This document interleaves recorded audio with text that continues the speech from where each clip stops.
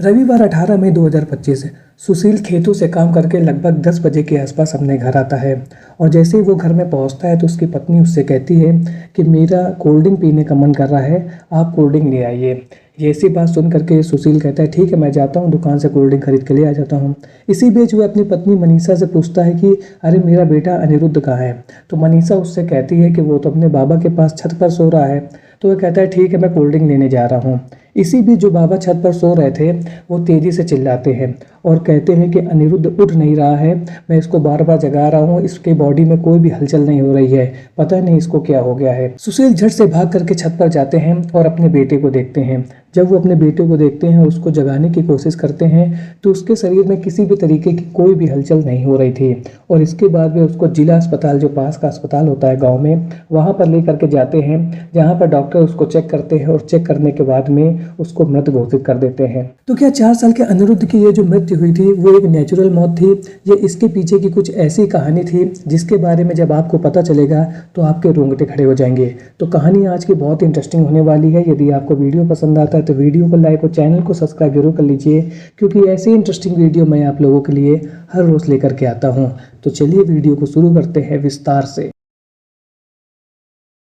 कानपुर के नरवल थाना क्षेत्र के रहने वाले सुशील यादव की शादी मनीषा यादव से 2019 में हुई थी। इसके 1 साल बाद यानी कि शादी के 1 साल बाद उनको एक बेटी का जन्म होता है जिसका नाम था अंजू, और उसके 1 साल बाद उनको एक बेटा होता है जिसका नाम था अनुराग, और उसके कुछ दिनों के बाद यानी कि लगभग 1-2 साल के बाद उनको तीसरा बेटा होता है जिसका नाम था अनिरुद्ध। इस प्रकार से सुशील और मनीषा के टोटल 3 बच्चे थे और परिवार बहुत अच्छा खासा था। घर में अच्छी खासी खेती थी और खेती करके अच्छा खासा पैसा वो कमा रहे थे, यानी कि परिवार में किसी भी तरीके की कोई भी दिक्कत नहीं थी। सुशील अक्सर खेतों में काम करने के लिए चला जाता था और कभी कभी जो उसकी पत्नी मनीषा थी वो भी उसके साथ खेतों में काम करने के लिए चली जाती थी। लेकिन जब कभी भी मनीषा घर में अकेली रहती थी तो वह अपना टाइम पास करने के लिए अपने घर के बाहर जो छज्जा बना होता है वहाँ पर बैठी रहती थी। और सुशील के घर के सामने एक परचून की दुकान थी जहाँ पर मोहल्ले के सभी लोग परचून का सामान खरीदते रहते थे। सुशील के घर से लगभग 100 मीटर की दूरी पर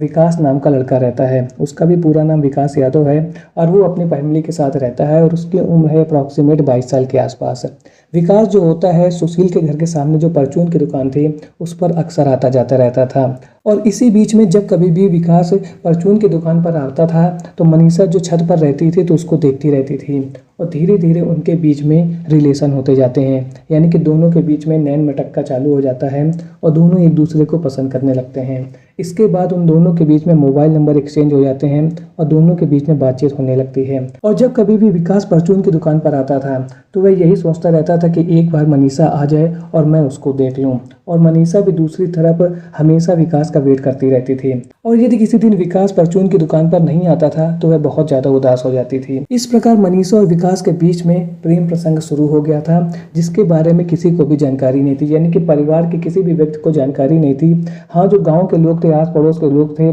जो इधर उधर घूमते फिरते रहते हैं, वो सब ये बातें नोट करते रहते थे और उनको इस बात की जानकारी हल्की हल्की थी कि मनीषा और विकास का कुछ न कुछ आपस में जरूर चल रहा है। 2022 के आसपास मनीषा और विकास की दोस्ती हुई थी और इसके बाद लगभग 3 साल हो चुके थे और उनके बीच का जो रिलेशन था अब बहुत ज़्यादा मजबूत हो चुका था। दोनों चोरी छुपे एक दूसरे से मिलते थे। जब भी सुशील घर से काम पर गया होता था या खेत में गया या किसी काम पर गया होता था और जैसे ही इस बात की जानकारी मिलती थी मनीषा को तो वह कोई मौका नहीं छोड़ती से विकास से मिलने का, और इस प्रकार से जो उनके बीच का रिलेशन है वो बहुत ही ज़्यादा स्ट्रांग हो चुका था। और इसी बीच एक दिन आता है 16 अप्रैल का। 16 अप्रैल को मनीषा अचानक विकास के साथ फरार हो जाती है और जैसे ही दोनों गायब हो जाते हैं घर वाले उनको बहुत ढूंढते हैं, उसका पति सुशील उसको ढूंढता है लेकिन उनके बारे में कुछ भी पता नहीं चलता है। इसके बाद सुशील जाता है पुलिस स्टेशन में और वहाँ पर कंप्लेंट लिखाता है कि मेरी पत्नी मनीषा कहीं चली गई है और उसे शक है कि वह अपने प्रेमी विकास के साथ कहीं भाग गई है। जब ये बात पुलिस वालों को पता चलती है तो वो कहते हैं कि ठीक है, हम उनको ढूंढते हैं, जैसे ही हमें उनके बारे में कुछ जानकारी मिलेगी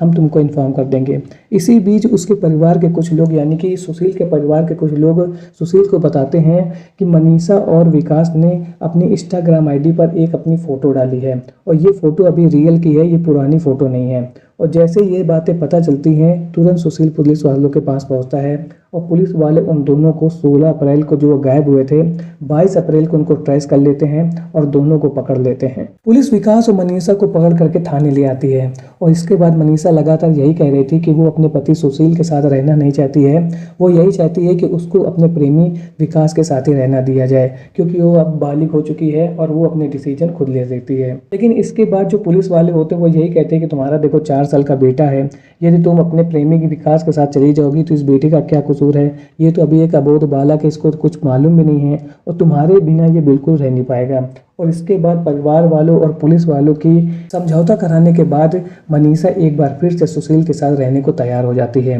लेकिन उसका जो दिल था वो कहीं ना कहीं अभी भी विकास के साथ रहने के लिए धड़क रहा था और अब उसको ऐसा लगने लगा था कि विकास और मनीषा के बीच में जो दूर करने वाला जो एक कड़ी है वो है उसका 4 साल का बेटा। और यदि ये बेटा उसके बीच से हट जाए, यानी कि इसको किसी भी तरीके से वो हटा दे, तो फिर उसका रास्ता बिल्कुल क्लियर हो जाएगा। और शायद इस तरीके का कुछ क्वेश्चन उसके दिमाग पर चल रहा था और इसके बाद उसने एक ऐसी घटना को अंजाम दिया जिसके बारे में आप सुन करके दंग रह जाएंगे। 18 मई 2025 कम से कम रात के 10 साढ़े 10 का समय था। खेतों से काम करके सुशील जैसे ही अपने घर वापस आता है तो उसकी पत्नी मनीषा उससे कहती है कि मेरा कोल्ड ड्रिंक पीने का बहुत मन कर रहा है, आप जाइए कोल्ड ड्रिंक लेकर के आ जाइए। तो वह उससे कहता है ठीक है, मैं दुकान चला जाता हूँ, कोल्ड ड्रिंक लेकर के आ सकता हूँ। वैसे इससे पहले जब वो 10 बजे वापस आया था तो वह मनीषा और अपने बच्चे को लेकर के खेत गया था, लेकिन उसने 7 साढ़े 7 बजे या इससे कुछ समय पहले अपनी पत्नी और बच्चे को घर छोड़ दिया था और इसके बाद फिर से खेत में चला गया था काम करने के लिए। फिर जब वो देर रात अपने घर वापस आता है तो उसकी पत्नी उससे